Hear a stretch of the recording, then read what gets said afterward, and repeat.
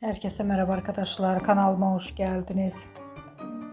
34 Mezarlığı 34 Özlem Akın Akınözü Türk dizi ve sinema oyuncusu, seslendirme sanatçısı ve ünlü oyuncu Akın Akınözü'nün annesidir.